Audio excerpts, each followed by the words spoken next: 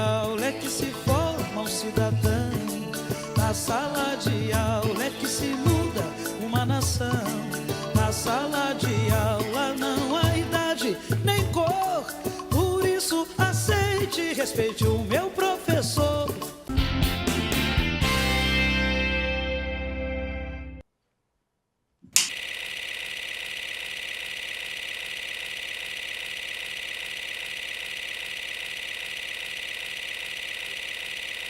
O cinema é um dos mais importantes modos de expressão cultural da sociedade industrial e tecnológica contemporânea. É também veículo e ferramenta de ensino-aprendizagem. Hoje, nós vamos falar um pouco mais sobre isso no quadro Profissão Professor. No quadro O Fato de Fato, vamos debater a PEC 241, que limita os gastos do governo. Vamos ver também como está a situação de pagamento de salários dos professores. Está no ar a TV Sintese.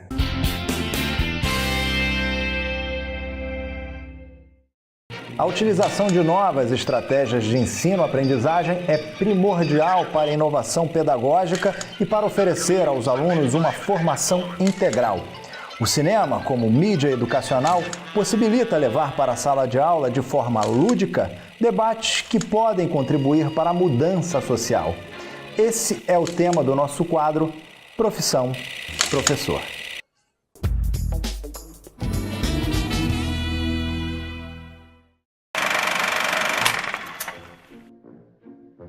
O projeto Cinema Portela é realizado no Colégio Estadual Petrônio Portela e é coordenado pela professora Edinalva Mendes.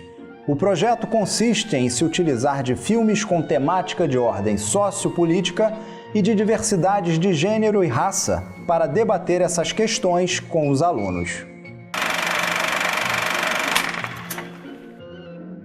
Os alunos e as alunas recebem muito bem esse projeto. Vocês puderam ver aqui que a sala está lotada, né? A gente tem que colocar algumas cadeirinhas a mais, a gente recebe o estudante aqui com pipoca para criar um clima mesmo de cinema, apaga as luzes, eles amam, né? Quando apaga a luz. Porque aí eles ficam brincando, né?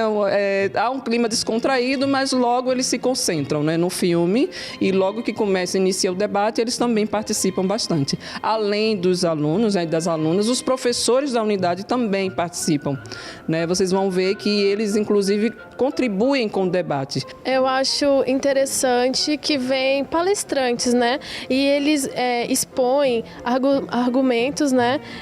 Do cotidiano, e isso ajuda a construir um ponto de vista para os alunos aqui do Portela. Me proporcionou uma grande vantagem no Enem do ano passado, pois caiu o mesmo tema da prova, da redação, em um dos filmes que caiu aqui, dos debates que teve sobre a violência contra a mulher.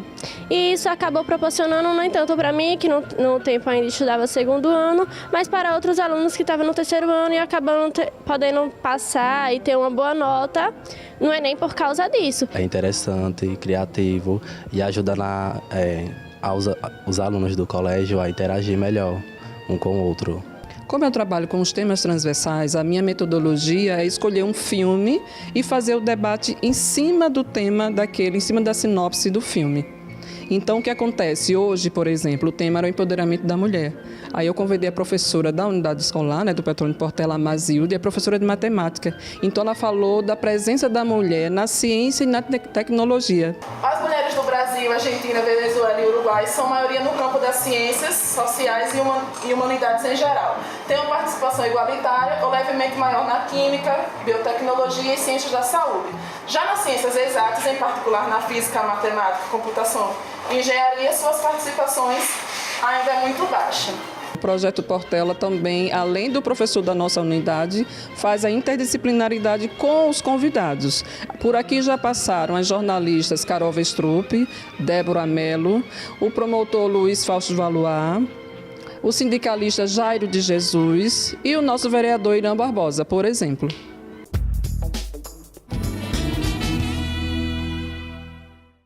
Bem, já que estamos falando em cinema, vamos agora tratar de um assunto que tem tudo para se transformar em um filme de terror. A PEC 241.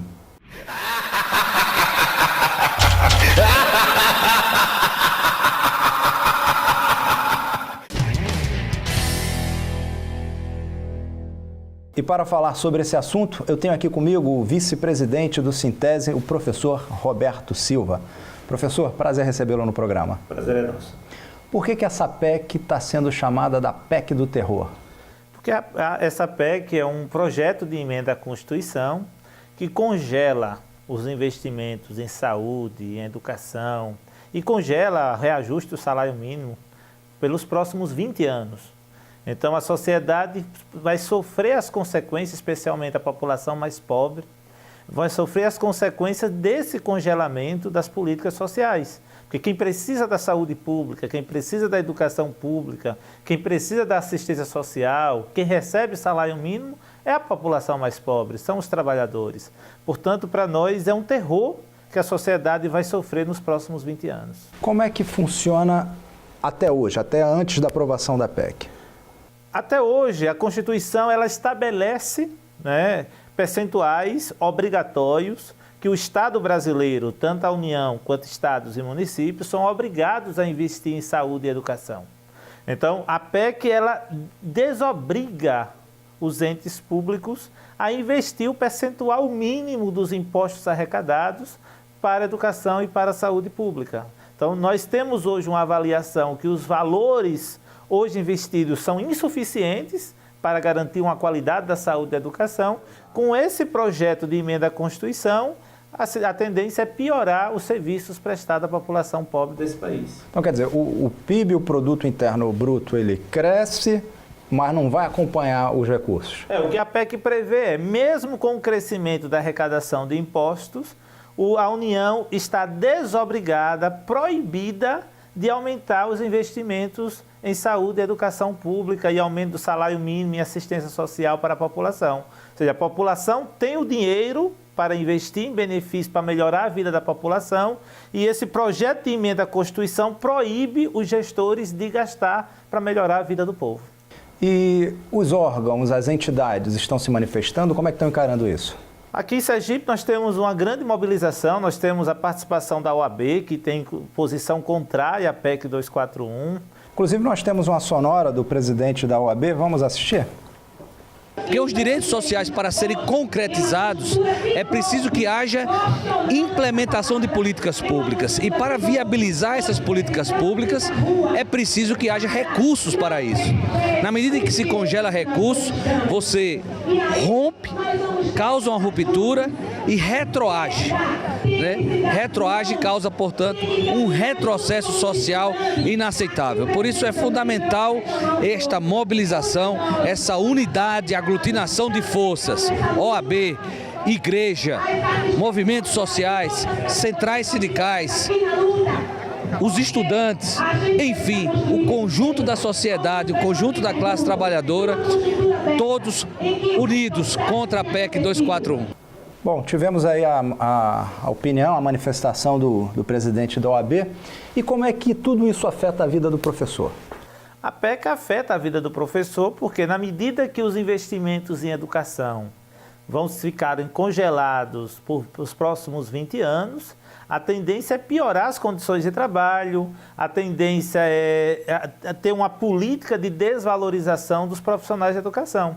Então, nós entendemos que é extremamente grave, temos posição contrária e esperamos que os deputados federais sergipanos votem contrário esse projeto de emenda à Constituição, uma vez que a votação do segundo turno desse projeto será na próxima segunda-feira, dia 24. Então tem que acompanhar e tem que participar, né? O povo precisa estar atento e acompanhar o voto dos nossos parlamentares, porque será a população pobre que vai sofrer as consequências desse projeto, caso seja aprovado. Inclusive o Sintese tem uma conferência entre os dias 16 e 19 de novembro que vai tratar sobre a PEC, inclusive.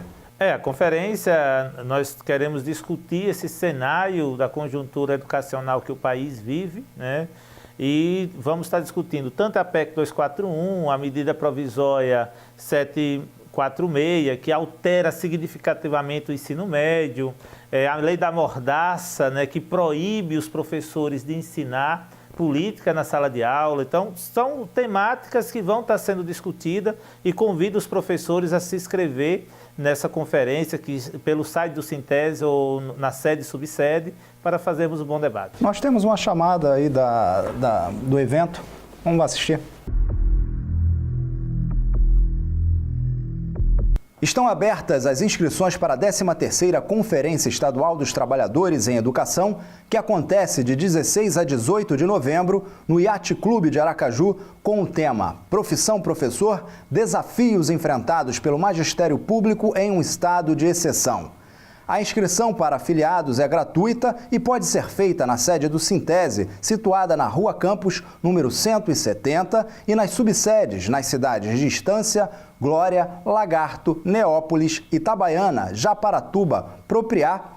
Estudantes de licenciatura também podem participar. Mais informações no site do Sintese, www.sintese.org.br. Sintese, somos muitos, somos fortes.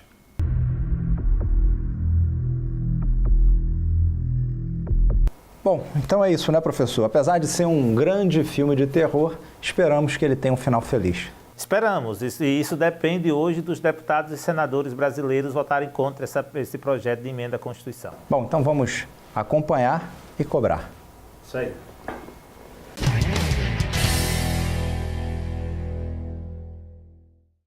Vamos continuar falando de artes visuais. Agora a gente deixa de falar de cinema para falar de novela. A novela do atraso de pagamento do salário dos professores. Vocês lembram que está havendo um julgamento no Tribunal de Contas sobre a obrigatoriedade de o governo fazer o pagamento dos professores dentro do mês. Vamos ver agora cenas dos próximos capítulos.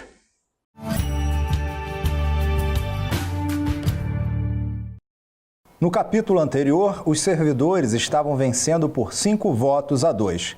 Agora, nós vamos saber qual foi o resultado do último julgamento. E a gente vem para o Tribunal de Contas com a esperança que os conselheiros do Tribunal de Contas tomem uma posição urgente, porque fome não dá para esperar. E aí a gente vê eles dar um prazo de 10 dias ainda para tomar uma decisão, para punir os prefeitos, para não acontecer o que aconteceu há 4 anos atrás e os prefeitos deixarem dívidas, deixarem salário para pagar depois para o outro gestor.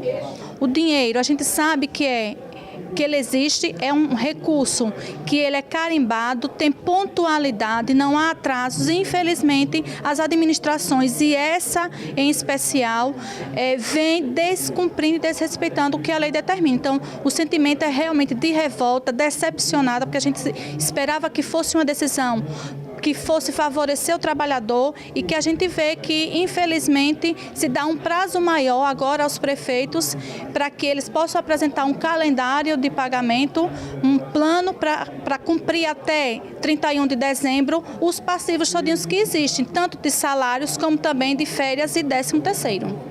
O que se espera é que imediatamente se pague, porque os professores estão no limite do atraso do salário. Mas a decisão de cobrar dos prefeitos o cronograma e a multa caso não cumpra é considerado nesse momento de descaso, de desrespeitos dos gestores, uma saída importante para resolver um problema de uma categoria que vem sendo massacrada. Esperamos que os conselheiros do Tribunal de Contas dê celeridade a esse processo, na cobrança dos prefeitos com relação ao cronograma e na punição caso os prefeitos não cumpram com o que for acordado aqui no Tribunal de Contas, para que o professor possa ter o seu direito garantido.